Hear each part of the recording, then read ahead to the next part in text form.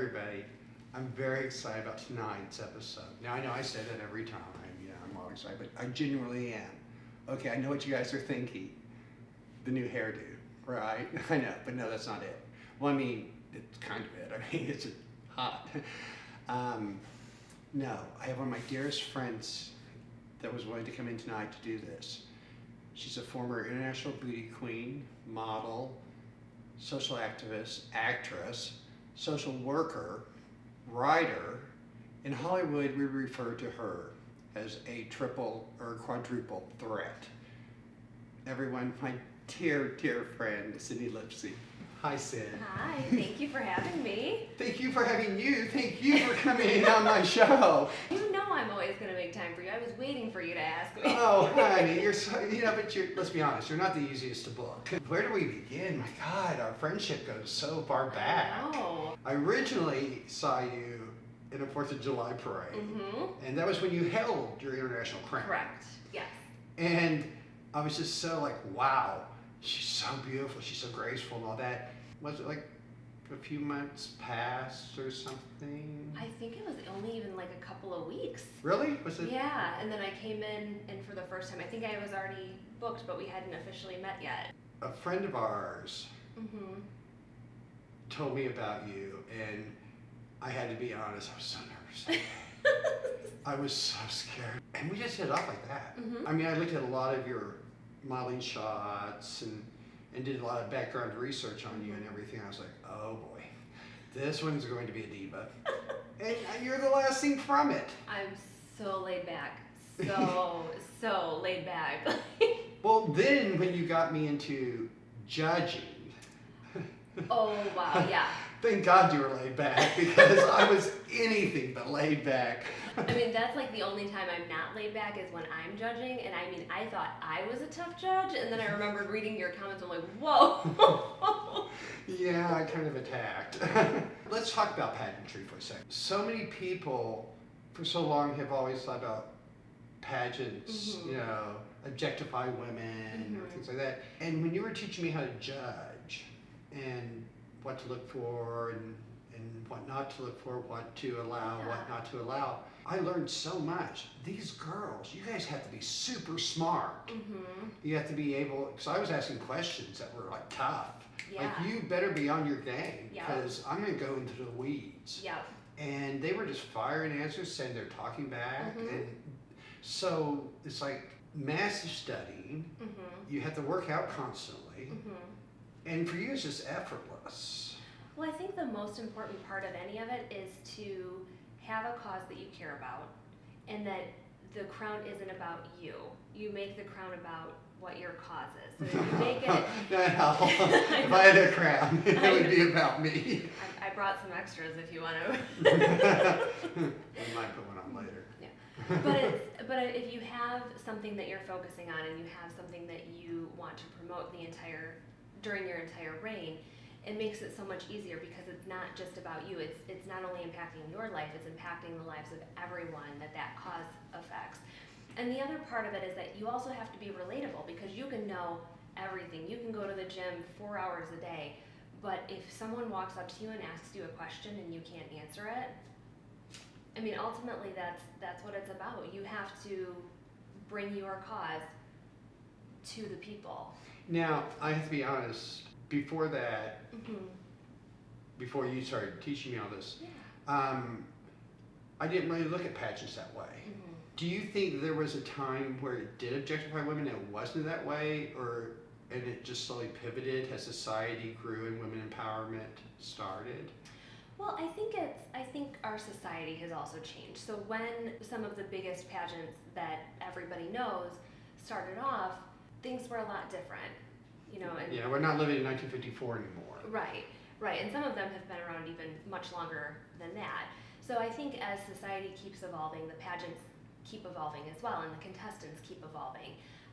Some of the biggest pageants right now, some of the most well-known, are making some very, very big changes that are very controversial, and they're doing what they feel is best for their system. For me personally, I feel that, again, I always look for a system that promotes community service, that promotes a cause, and that really just wants someone who's real and genuine, and not someone who is the cookie cutter mold of what they think a woman should look like, because nobody's perfect. Yeah, that's one thing I always talk about, or try to talk about on the show. And as you all know, I believe beauty comes in all shapes, forms, and sizes, and I don't believe in stereotyping just one look as the perfect look. Absolutely. I remember at internationals, we were together and everything, I was like questioning some of the misses, and you're like, no, they're perfect. And I was like, yeah, you're right, they are. It's my stereotypes in my head. But another thing pageants I noticed are doing now, which I was really happy about, was instead of just the Miss and the Misses, now they're doing a Ms. A lot of the bigger pageants are Ms. They can be divorced women, widow, they can have children. Because it was there for a while. It's like either you were single and did this, or you were married and you did this. And there are some systems that are even getting rid of the Mrs. division entirely, and they're just doing the divisions based on age. So your Miss are your 19 to 27 or 29, regardless if you're married, single, widowed, divorced, have kids, don't have kids. Do you pick what your cause is for that year of your reign, or do pageants say, no, this is? Some systems have a set platform where they have a set organization that they work with, but contestants can always have an individual platform as well. Personally, mine is small differences can make big changes, and it's really finding something that's personal to you and knowing that you can make a small change or a small choice and it can have a big impact just throughout the world. Recently, I bought reusable cotton swabs while I'm doing my makeup. So instead of having the cotton swabs that you throw away, these you wash. Each one of the ones that I bought can save 1,000 to 2,000 cotton swabs that you're not throwing away. That's so cool. It's like going green.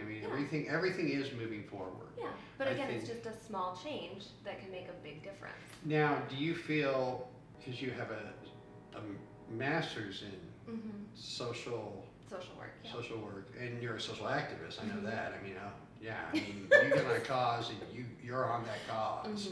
What I found so fascinating is when I look at all your crowns. Can you show the audience your international crown first, please? Of course. So. Wow. That thing sparkles like my eyes in moonlight. Seriously? Really? It's true. May I? It's true. Absolutely. Oh, I see the resemblance there. No, does you? I think so. But now you're making yet another big pivot in your life. So your acting's taken off. That's kind of exciting. Yeah. I know that I can't talk too much about it and everything, but you're gonna have a series coming out. We're working on it. Yes. Aren't you excited? The whole thing is so surreal, and it's still, even though it's been as long of a process as it has, we're still, I feel like, moving at breakneck speed on the whole. And to get a project off the ground, under 5 years is even amazing. But yeah, you guys are going at lightning speed. Yeah. It's such a powerful role. You're gonna be playing so much different things than things you've played before. Are you nervous? Not really. I'm been working on the creation of the project as well, so it's like a whole nother world. And I know that people always say that, it's a whole nother universe, but it's incredible though. We've developed this family and this city, and I'm so glad you're bringing that out, because so many people talk to me always, it's like, oh well, yeah, you guys live in a bubble and all that in Hollywood. It's like, no, we don't. We become a family. Because Hollywood actually is a small town. It may be big, but actually in the filming world, it's a small community, and we all get to know each other and working together and everything. But now, are you one of the producers as well? Are you? Really, Sydney? Seriously, what are you doing on my show? I'm making myself look bad here. You do it all. Tricks up my sleeves for you. No, I'll tease you, of course, you know that. We've teased each other for years. I know. But seriously, that's taken on a lot. Acting and producing is really tough. But that's exciting. Now, how does that fit within all your social activism? Because, let's face it, you're in causes. You're into women empowerment. you're into bringing up children and correct family values. Mm-hmm. Well, I think this project really speaks to a lot more than what it seems like on the surface. I mean, it really is a story about a very ordinary family that makes some choices, and their life is a lot different after that. But I mean, it starts off with pretty much a family that would be somebody that you would know in your subdivision, or somebody that you know from your kid's school. You got married. Mm-hmm. And he's a producer. Mm-hmm. And he actually produces quite large projects. Yep. And I was like, well, there's a power couple. Has it changed your life? It has. I mean, I grew up in like one of the smallest towns in Michigan. I mean, I graduated high school with 45 other people. But one thing at your wedding, if you don't mind me talking about this, Ross was like, that's her husband, guys. He was checking in on me. He was. He was more concerned about my hair than I think either one of us were. Yeah, the producer was out that morning. That's his nickname among his circle of friends, is the producer. I mean, I have to be honest, he does have a perfect eye. Mm-hmm. And his eye makes my work better. Yeah. So going back to changing your life. Yeah.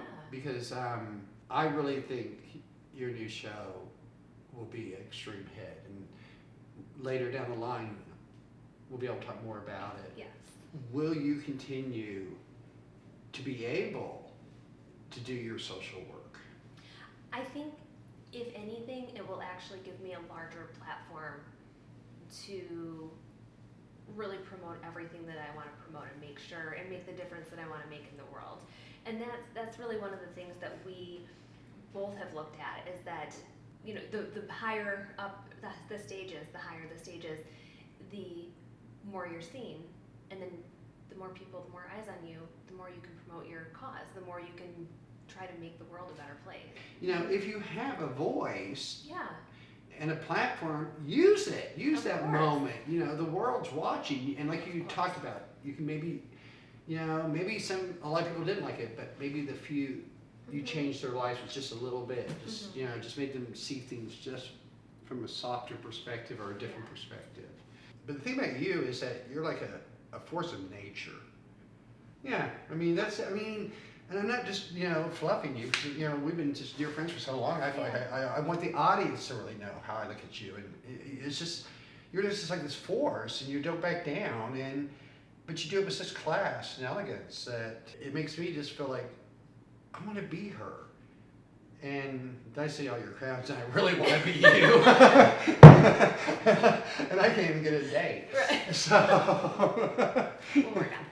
Try. I mean, come on. You know, I mean, all over the world, some of them have to have a little sugar, tiny.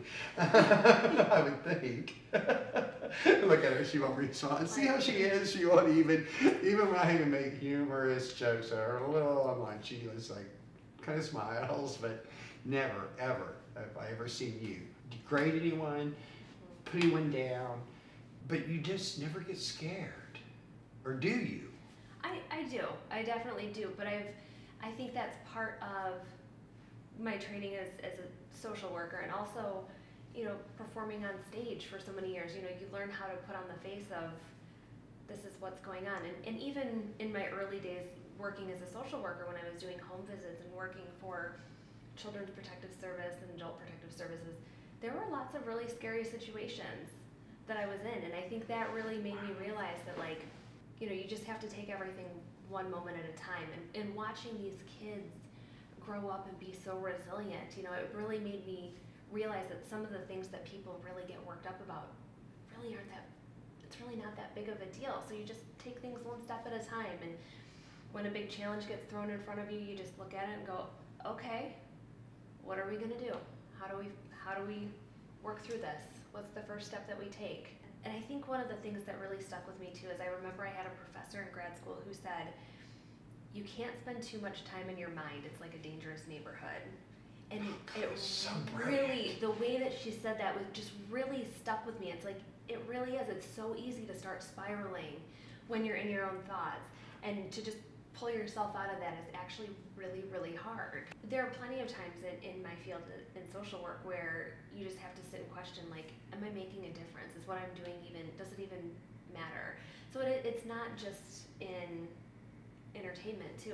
I feel like a lot of people feel like that about their respective industries and their respective professions. Anxiety and depression is not prejudice. No, not at all. Yeah, it's, and, I see it so much in the youth today. There's a lot of bullying, Yeah. and I don't think, and I want to be clear about this. I think a lot of times people don't think they're bullying, but if they would just reverse the role and see it through the person's eyes. Yeah. Well, and even with social media, social media has kind of been designed and that we think that, it's all about what I want to post the world, how I want the world to see me, how you want the world to see you. So it's given everyone a platform to promote themselves however they want, but especially for young kids and teenagers, a lot of times it becomes very much that this is what my life is. So for social media too, it can be tough for families with teenagers and families with small children because of social media, because it's such a self-centered, and it also can be a platform for people to post things and be negative. Now, I do notice that Google, YouTube, and everything are making new rules, and they're, for shows like ours and things like that, you have to meet certain guidelines and everything. And I think that's a good thing. I think it's time to bring it back to the parents and say, no, for your kids to be on social media, you have to log in under your name, allowing your child to be able to only watch these things. Right. Because I know a lot of parents that are really involved and govern their children what they watch. And I know a lot of parents who just kind of like, oh, here's a tablet. And that tablet becomes the babysitter almost. We always talk about, we dare to defy. We're not going to stand back and be quiet. So many people, I think, really do want to help. But they don't get it past that first step of wanting to help. Well, and I think a lot of people don't know what's needed. They don't know what to look for. They don't know which organizations to partner up with and things like that. So there's a desire to want to make a change and want to make a difference, but just trying to link everybody together to make it happen. I'm really excited about your show coming up, and very, very excited because I think, because we're so close, I know that my shows are going to get to cover you guys a lot. I mean, all friend are into it. It's like, come on. And I know you'll let me. So I'm really looking forward to the future. I'm looking forward to your future, watching you just even expand more like this. You're like the supernova that just shines brighter and brighter. And I want you to know, it just makes my heart full of joy because I know your heart and I know what you want to do with the world and your platforms. No matter, beyond all the crowns and jewels and scripts and photo shoots. No, at the end of the day, you're about the heart and soul. And that's, I think, one reason we became so close, because I needed that in my life. And I think that that's something that's really important to you too. I mean, even just when I started coming to you and you started doing my hair, you make everybody not only look beautiful, but feel beautiful while they're here. So I know that that's something that's important to you too, is to make everyone feel the way that you see them. And you're right, I really do. I want everyone to feel beauty inside. I'm really excited about the next time we get to see you on the show, and we can get further into your next project. I'm excited about that too. For a fact, I was hoping, maybe that we could even, once you're filming, maybe bring some B camera. We'll see what we can do. I know. See, I'm already doing it to her. See how she maneuvered me? It's like, we'll see. Yeah, I'm already pushing. 10 steps ahead. But at least I know that you'll always come back and keep us informed. Of course. And so, thank you for coming. It's been joy. And thank you for sharing your experiences and your wisdom with our audience, because it is about living in the moment and living happy. Thank you, and I'm I'm sure the audience thinks you because you shine. Oh, thank you. Oh, Thank you for having me. my best friend. Oh.